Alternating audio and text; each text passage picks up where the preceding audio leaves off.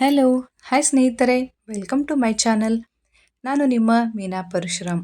ಏನಪ್ಪ ಇವತ್ತು ಇವರು ಸೊಪ್ಪನ್ನು ತೋರಿಸ್ತಿದ್ದಾರೆ ಅಂತ ಅನ್ಕೋಬೇಡಿ. ನಾನು ಇವತ್ತು ತೋರಿಸ್ತಾ ಇರೋ ಸೊಪ್ಪು ಪುಂಡಿ ಪಲ್ಯ, ಅದರಿಂದ ಪಲ್ಯನ ಹೇಗೆ ಮಾಡ್ಕೊಳ್ಳೋದು ಅಂತ ತೋರಿಸ್ತಾ ಇದ್ದೀನಿ. ಬನ್ನಿ ನೋಡ್ಕೊಳ್ಳೋಣ. ನಾನಿವತ್ತು ಇಲ್ಲಿ ಕ್ಲೀನಾಗಿ ತೊಳೆದಿಟ್ಕೊಂಡಿರೋಂಥ ಒಂದು ಕಟ್ಟು ಪುಂಡಿ ಪಲ್ಯನ ತೊಗೊಂಡಿದ್ದೀನಿ. ಇದು ನಮ್ಮ ಉತ್ತರ ಕರ್ನಾಟಕದ ಕಡೆ ಸಿಗುತ್ತೆ, ಬೆಂಗಳೂರು ಸೈಡ್ ಏನಂತಾರೆ ಅಂತ ಗೊತ್ತಿಲ್ಲ. ಆಮೇಲೆ ನಾನಿಲ್ಲಿ ಸ್ವಲ್ಪ ಅರಿಶಿಣನ ತೊಗೊಂಡಿದ್ದೀನಿ, ಸ್ವಲ್ಪ ಹಸಿಮೆಣಸಿನ್ಕಾಯಿ, ಕೊತ್ತಂಬರಿ ಸೊಪ್ಪು, ಆಮೇಲೆ ಸ್ವಲ್ಪ ಬೆಳ್ಳುಳ್ಳಿ, ಜೀರಿಗೆ, ಕಡಲೆಬೀಜ ಮತ್ತು ಸ್ವಲ್ಪ ಒಗ್ಗರಣೆಗೆ ಎಣ್ಣೆ, ರುಚಿಗೆ ತಕ್ಕಷ್ಟು ಉಪ್ಪು, 1 ಕಪ್ ತೊಗರಿಬೇಳೆನ ತೊಗೊಂಡಿದ್ದೀನಿ. ಇದೆಲ್ಲನೂ ನಾನು ಕುಕ್ಕರಿಗೆ ಹಾಕಿ ಬೇಯಿಸ್ಕೊಳ್ತೀನಿ.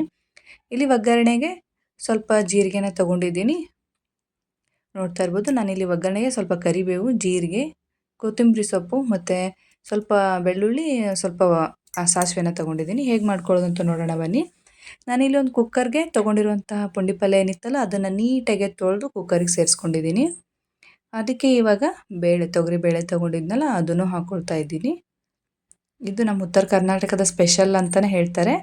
ಇದಕ್ಕೆ ನಾನಿವಾಗ ತೊಗೊಂಡಿರೋಂಥ ಹಸಿಮೆಣಸಿನ್ಕಾಯಿ, ಬೆಳ್ಳುಳ್ಳಿ, ಜೀರಿಗೆ ಮತ್ತು ಕೊತ್ತಂಬರಿನ ಹಾಕ್ಕೊಂಡು, ಮಿಕ್ಕಿರೋಂಥ ಕಡಲೆ ಬೀಜನ ತೊಗೊಂಡಿದ್ನಲ್ಲ ಅದನ್ನು ಹಾಕ್ಕೊಂಡು, ರುಚಿಗೆ ಎಷ್ಟು ಬೇಕೋ ಅಷ್ಟು ಉಪ್ಪನ್ನು ಹಾಕ್ಕೊಳ್ತಾ ಇದ್ದೀನಿ. ನೋಡ್ತಾ ಇರ್ಬೋದು, ಹಾಕ್ಕೊಂಡಿದ್ದೀನಿ. ಅದಕ್ಕೆ ಸ್ವಲ್ಪ ಎಣ್ಣೆನ ಹಾಕ್ಕೊಳ್ತೀನಿ. ಚೆನ್ನಾಗಿ ಬೇಯುತ್ತೆ ಅಂತ ಎಣ್ಣೆನ ಹಾಕ್ಕೊಂಡಿದ್ದೀನಿ. ಒಂದು ಚಿಟಿಕೆ ಅರಿಶಿನ ಹಾಕ್ಕೊಳ್ತೀನಿ. ಇವಾಗ ಚಿಟಿಕೆ ಅರಿಶಿನ ಹಾಕ್ಕೊಂಡು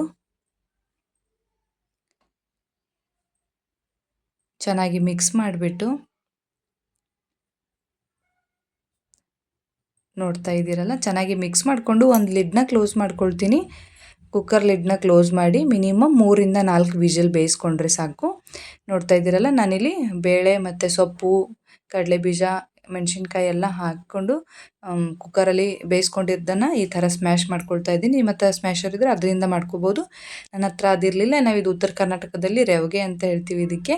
ಅದರಿಂದ ಎಲ್ಲವನ್ನು ಸ್ಮ್ಯಾಶ್ ಮಾಡ್ಕೊಳ್ತಾ ಇದ್ದೀನಿ. ನಿಮಗೆ ಇದರದ್ದು ಹದನ ತೋರಿಸ್ತೀನಿ ನಾನು, ಯಾವ ಥರ ಇರಬೇಕು ಅಂತ. ಬೇಳೆ ಮತ್ತು ಪುಂಡಿ ಪಲ್ಯ ಎರಡು ನೀಟಾಗಿ ಒಟ್ಟಿಗೆನೂ ಬೇಯಿಸ್ಕೋಬೋದು, ಅಥವಾ ಬೇರೆ ಬೇರೆನೂ ಬೇಯಿಸ್ಕೊಳ್ತಾರೆ. ಬಟ್ ಇದು ಬೇಗ ಆಗುತ್ತೆ ಅಂತ ಕಾರಣಕ್ಕೆ ನಾನಿದು ಈ ಥರ ಎರಡನ್ನೂ ಒಟ್ಟಿಗೆ ಹಾಕ್ಕೊಂಡು ಬೇಯಿಸ್ಕೊಂಡಿದ್ದೀನಿ. ನೋಡ್ತಾ ಇರ್ಬೋದು ನೀವು, ಈ ಥರ ಇದ್ದರೆ ಸಾಕು. ಇಷ್ಟು ತೆಳು ಇದ್ದರೆ ಸಾಕು, ಇದಕ್ಕಿಂತ ತೆಳು ಮಾಡೋದು ಬೇಡ. ಇವಾಗ ಒಗ್ಗರಣೆಗೆ ನಾನು ಎಣ್ಣೆನ ತೊಗೊಂಡಿದ್ದೀನಿ. ಎಣ್ಣೆ ಹಾಕ್ಕೊಂಡಿದ್ದೀನಿ.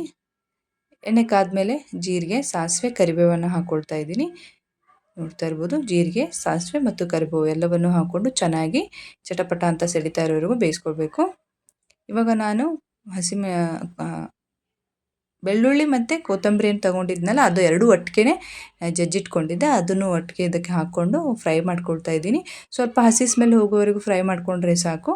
ಇದಕ್ಕೆ ನಾನಿವಾಗ ಬೇಯಿಸ್ಕೊಂಡಿರುವಂತಹ ಬೇಳೆ ಏನಿತ್ತಲ್ಲ ಅದನ್ನು ಇದರೊಟ್ಟಿಗೆ ಸೇರಿಸ್ಕೊಳ್ತಾ ಇದ್ದೀನಿ. ನೋಡ್ಬೋದು ನೀವು ಎಷ್ಟೊಂದು ಚೆನ್ನಾಗಿ ಬಂದಿದೆ ಕಲರ್ ಅಂತ. ಚೆನ್ನಾಗಿ ಮಿಕ್ಸ್ ಮಾಡಿಕೊಂಡು 1-2 ನಿಮಿಷ ಮೀಡಿಯಮ್ ಫ್ಲೇಮಲ್ಲಿಟ್ಟು ಬೇಯಿಸ್ಕೊಂಡ್ರೆ ನಮ್ಮ ಉತ್ತರ ಕರ್ನಾಟಕದ ಸ್ಪೆಷಲ್ ಪುಂಡಿ ಪಲ್ಯ ರೆಡಿ ಆಯಿತು ಅಂತಲೇ ಅರ್ಥ.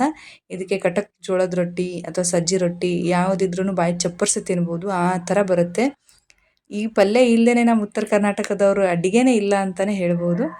ನೋಡ್ತಾ ಇದ್ದೀರಲ್ಲ, ನಾವು ಮಾಡಿರೋಂಥ ಪುಂಡಿ ಪಲ್ಯ ಇಷ್ಟ ಆದರೆ ಒಂದು ಲೈಕ್ ಮಾಡಿ ಮತ್ತು ಶೇರ್ ಮಾಡಿ, ಸಬ್ಸ್ಕ್ರೈಬ್ ಮಾಡಿ. ನೀವು ಮಾಡೋ ಸಬ್ಸ್ಕ್ರೈಬು ಒಂದು ನನಗೆ ಮೋಟಿವೇಶನ್ ಸಿಕ್ಕಂಗಾಗುತ್ತೆ ಮತ್ತು ಹೆಲ್ಪು ಆಗುತ್ತೆ ಅನ್ಬೋದು. Thank you for watching my channel.